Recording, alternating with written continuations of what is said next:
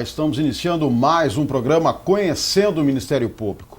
Uma reunião discutiu recentemente o aprimoramento do Centro de Referência no atendimento infanto-juvenil no auxílio às crianças e adolescentes vítimas de violência sexual. O CRAI, como é conhecido, serve de exemplo a outros estados brasileiros na assistência integral às vítimas de abuso sexual.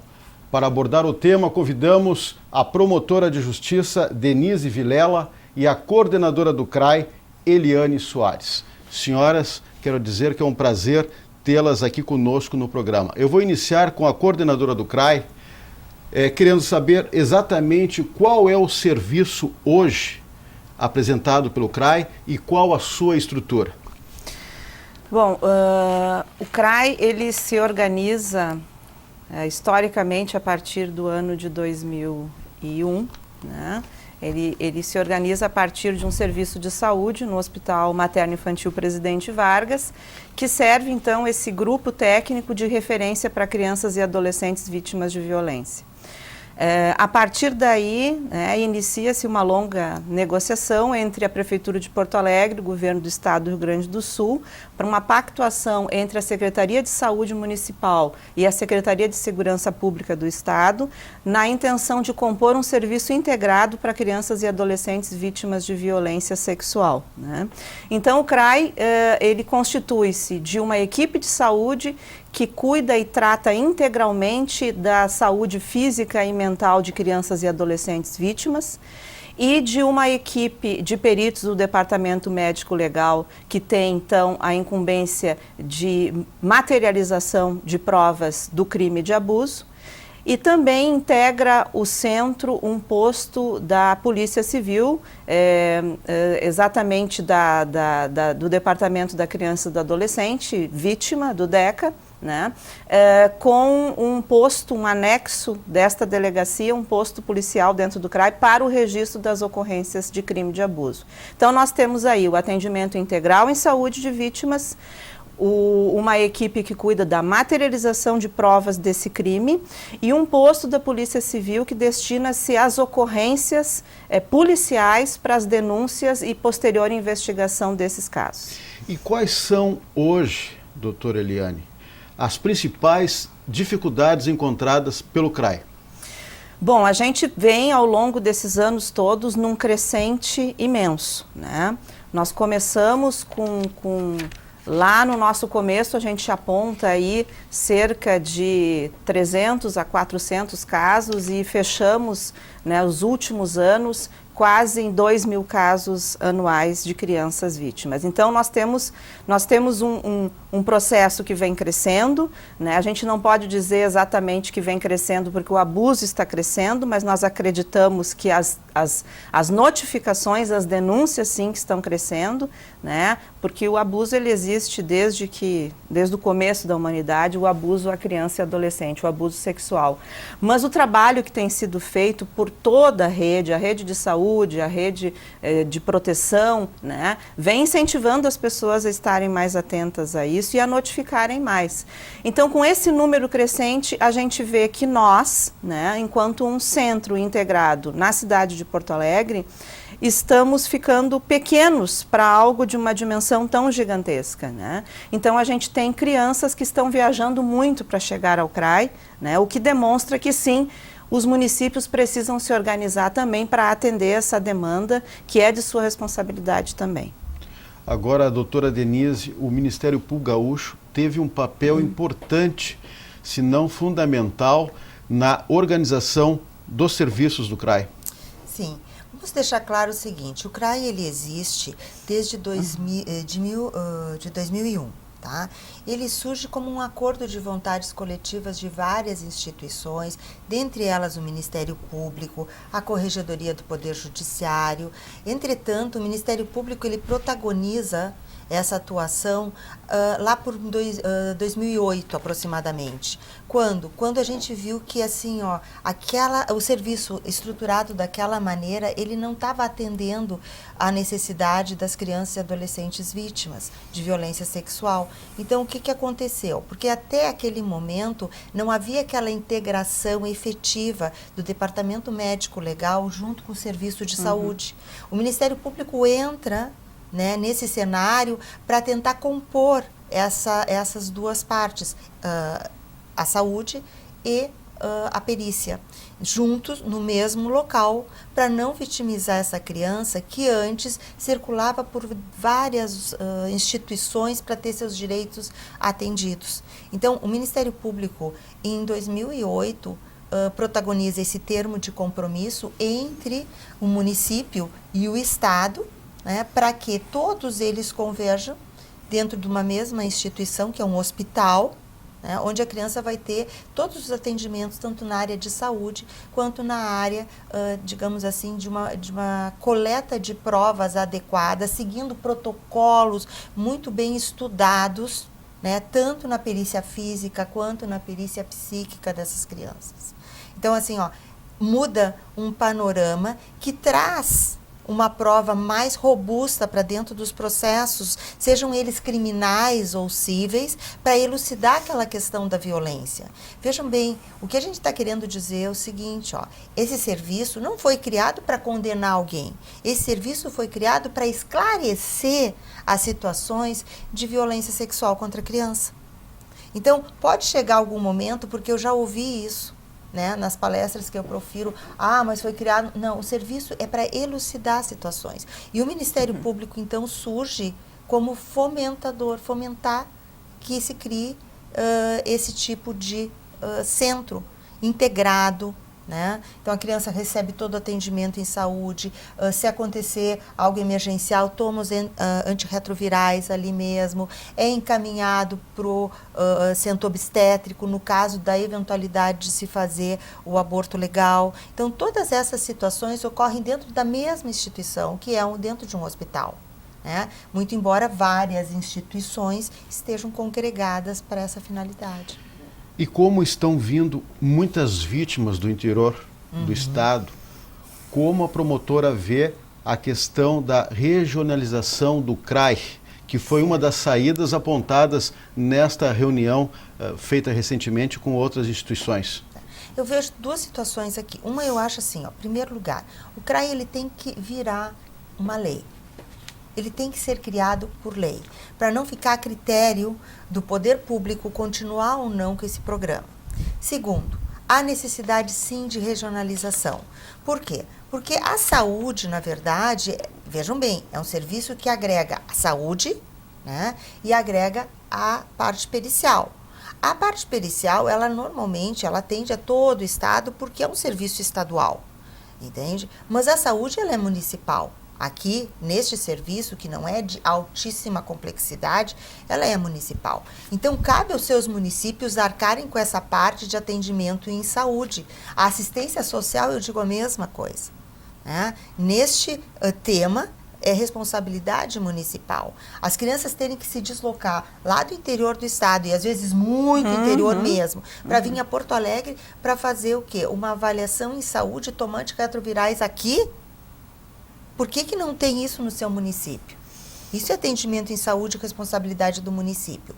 Eu não acho que todos os municípios devam ter centros de referência, mas eu penso que o Estado tem a necessidade de regionalizar esses centros de referência, entende? Isso vai ser uma economia muito grande, né, sobre a ótica da verba pública, porque assim, ó, hoje, se a gente for ver e os dados que a doutora Eliane vai nos trazer, é uma situação quase epidêmica, né? Os dados que a gente tem hoje de que chegaram até o Ministério Público e as instituições que lidam com essa área, no Brasil é em torno de 10%.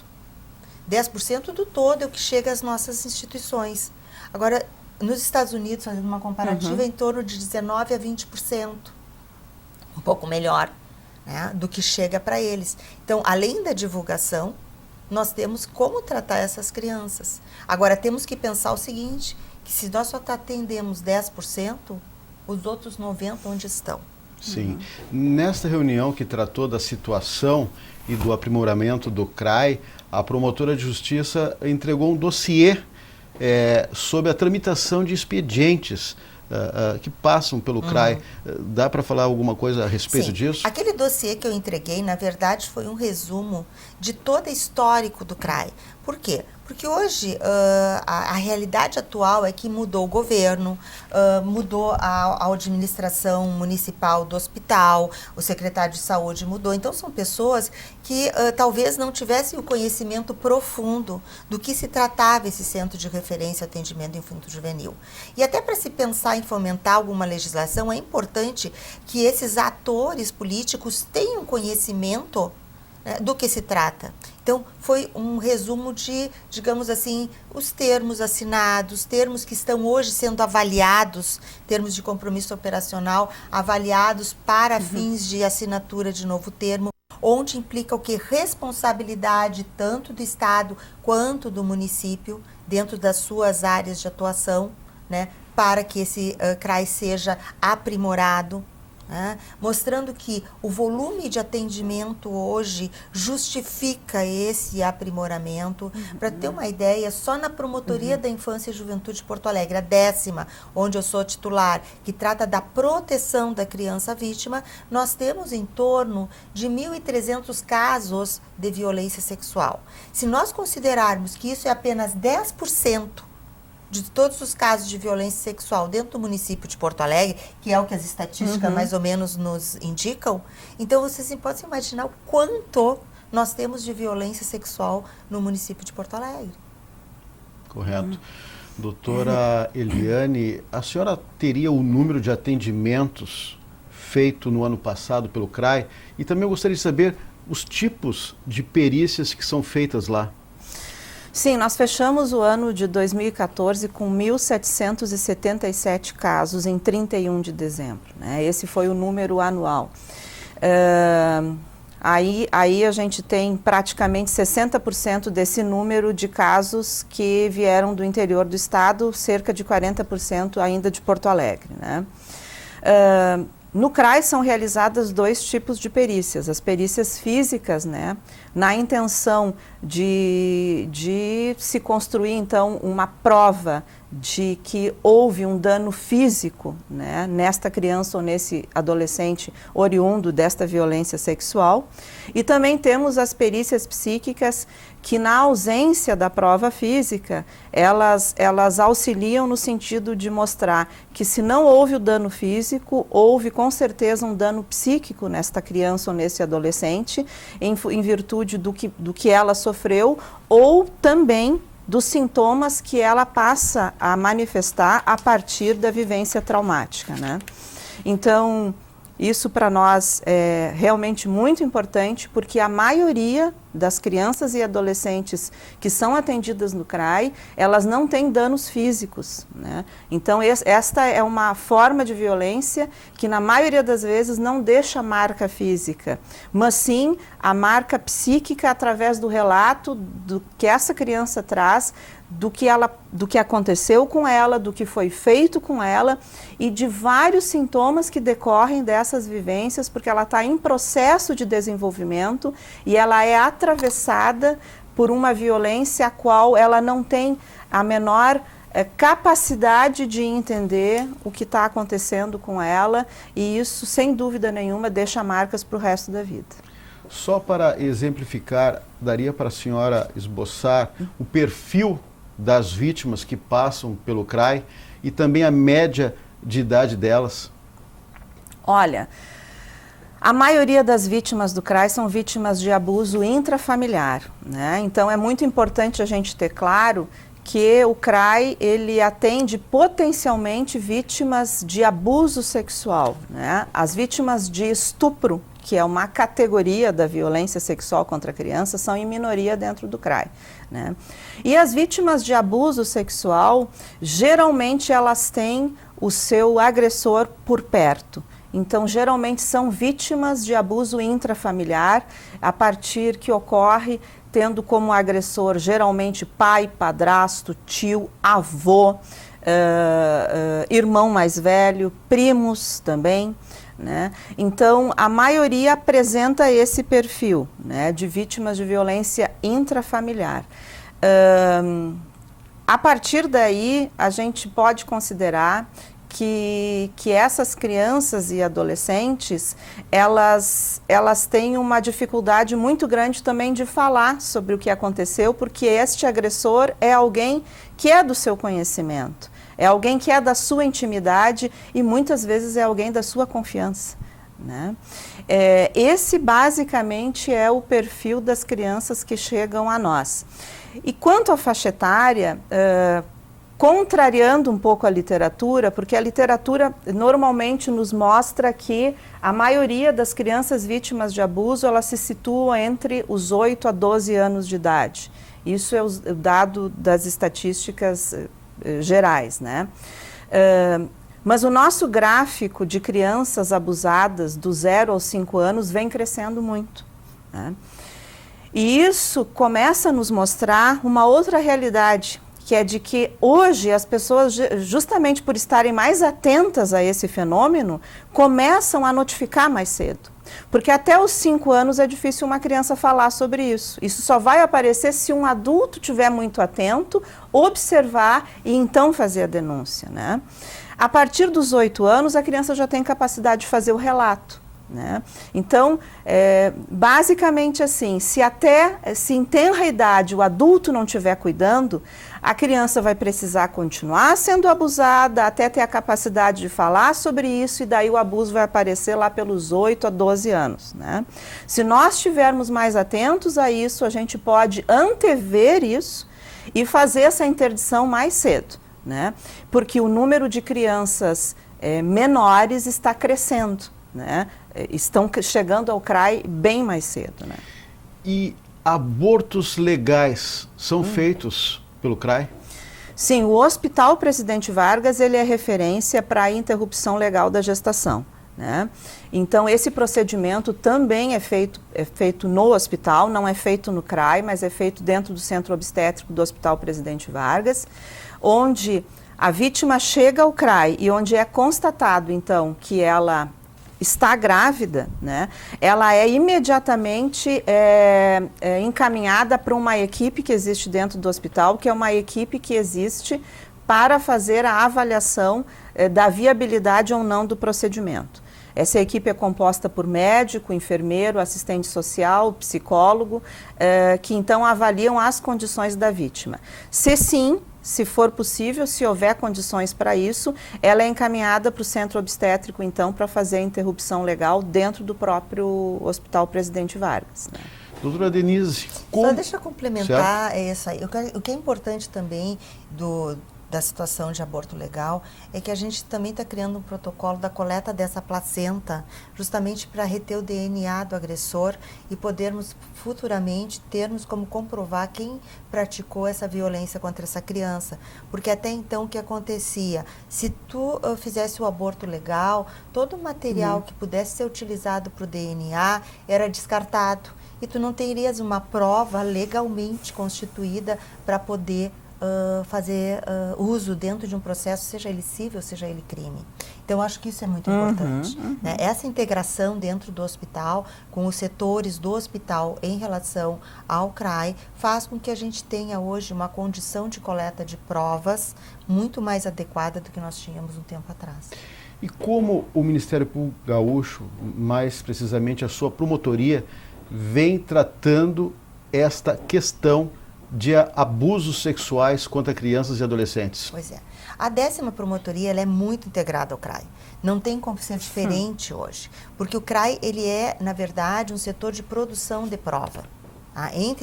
Sim, claro, de tratar adequadamente, dar os encaminhamentos em área de saúde, mas também de produção de prova. O Ministério Público, através da 10ª Promotoria, recebe mensalmente todos os atendimentos que o CRAI faz naquele mês. Então, tem uma ficha chamada de comunicação de acolhimento, né?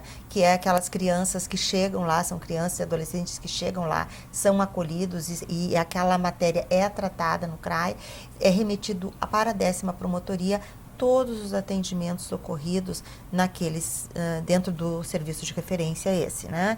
E a partir de então nós abrimos um expediente, que é um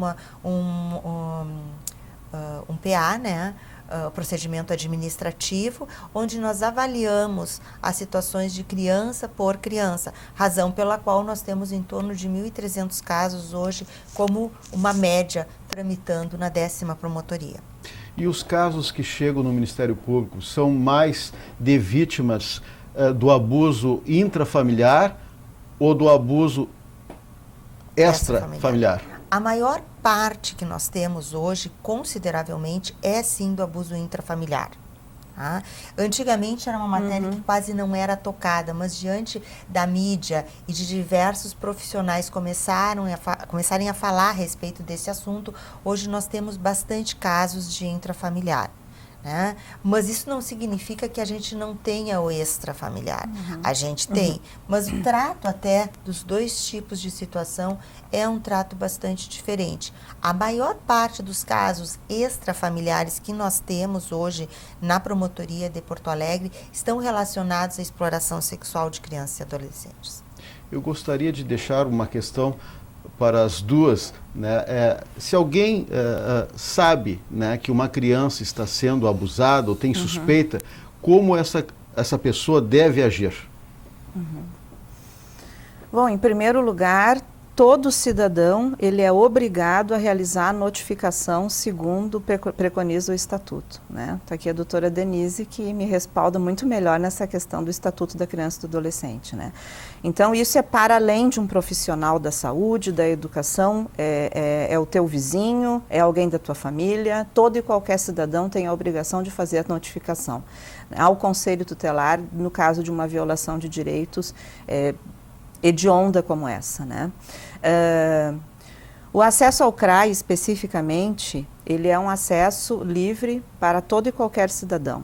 Mas nós sempre tensionamos para que as pessoas notifiquem o Conselho Tutelar de imediato, né? Porque para a finalização do nosso atendimento, nós precisamos do Conselho já junto conosco, principalmente para a adoção imediata das medidas de proteção. Porque não adianta a gente fazer todo um trabalho de avaliação, todo um trabalho exaustivo em cima dessa vítima e entregá-la de volta à rede para continuar sendo violada. Então, nós precisamos do Conselho Tutelar e de toda a rede junto, né, para garantir que depois de notificada uma situação de abuso, isto não se repita mais. Doutora Denise. Assim, se você for profissional de saúde e de educação, de saúde ou de educação, você tem a obrigação legal de fazer esse comunicado, tá, a qualquer instituição que lide com criança e adolescente. Nós estabelecemos, inclusive, né, um fluxo no atendimento, que é este fluxo, em que qualquer pessoa, seja ela do povo, qualquer um, que tome conhecimento e não ter certeza, mas tome a suspeita, basta isso, que tu suspeite que alguém esteja sendo violado sexualmente, uma criança ou adolescente, deverá comunicar ao Conselho Tutelar. O Conselho Tutelar é a porta de entrada para tudo isso. Agora, por alguma razão não puder fazer isso ou não quiser, por N razões, pode procurar o Ministério Público também, pode procurar a Delegacia de Polícia da Criança, a de Proteção, a DPCAV. Então, assim, tem várias portas de entrada. Inicialmente, é o Conselho Tutelar. Claro. A senhora tem meio minutinho para as suas considerações finais.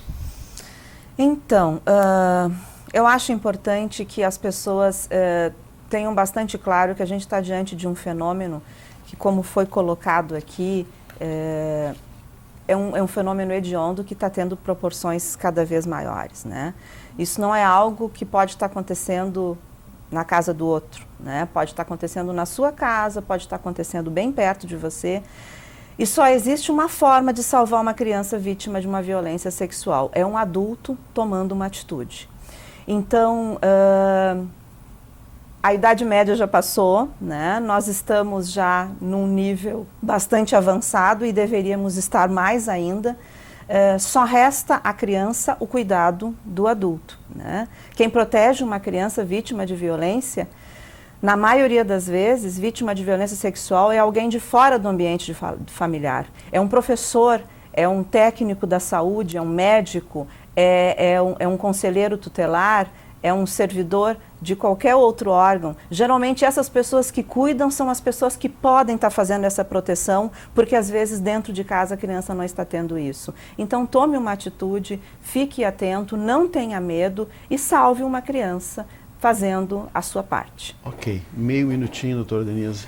Bom, assim, ó, pessoal, façam as denúncias, mas nos organismos corretos e denúncias muito responsáveis, tá? Porque essas denúncias vão movimentar todos esses setores de investigação e proteção a essa criança. Então, nós não temos espaço no serviço para denúncias irresponsáveis, de brigas entre pessoas, de retaliações. Tá? Então, façam sim, mas façam com responsabilidade. Ok, gostaria de agradecer então a doutora Denise Vilela, que atua na área da infância e juventude em Porto Alegre, e também a doutora Eliane Soares, coordenadora do CRAI.